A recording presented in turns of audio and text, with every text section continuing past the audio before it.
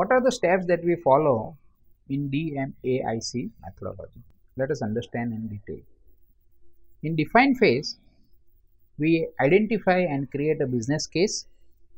Business case is we need to get the buy-in of all the stakeholders.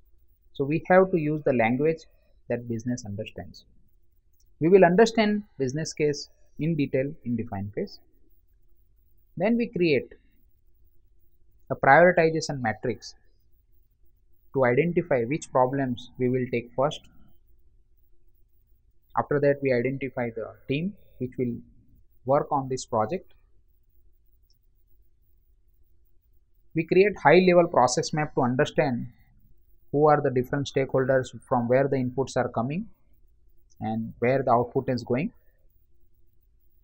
We will create a one-page document called project charter, which will explain everything about the project that the team is working on. In some Six Sigma projects, we also do this Kano analysis, which is basically analysis of voice of customers. We identify CTQ, that is critical to quality parameters, and in every phase of Six Sigma, we have a structured review process. We call this review process as a toll gate. As we are passing one phase to another phase, we have this toll gate review. In the measure phase, we map the current process as it is. We create a data collection plan. We don't know whether the data on which we are working is correct or not. So in some Six Sigma projects, we perform a study which is called MSA, or measurement system analysis. Then we determine the baseline or the current level or the status quo of the problem and agree on that. After that, we create a current process capability or sigma level. Where is the process capability currently? Is it at 3 sigma level or 4 sigma level or 5 sigma level? And then there is a toll gate review.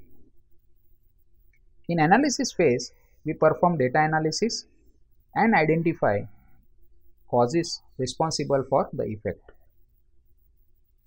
And then we perform a deep analysis and identify the root cause of each of these problems. As we discussed earlier, we don't believe on the intuition or gut feeling. So in Six Sigma, we also do the validation of the causes with data and facts. And then there is a toll gate review. In improvement phase, we identify the solution because now we already know the causes and we have already validated the causes. So we identify the solutions. After many solution identification, we come down to few solutions where we will work. So there is a solution selection process. On each solution, we will perform an analysis called risk analysis and cost benefit analysis.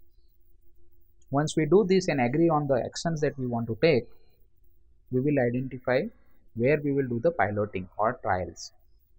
Once we do piloting or trials, then we will do the comparative analysis of before and after situation, and then we will go for the full scale implementation. And again, there will be a toll gate review. In the control phase, we have final comparative analysis after full scale implementation. And here our major intention is to control or sustain the gains. So we'll create documents like control plan, process management plan.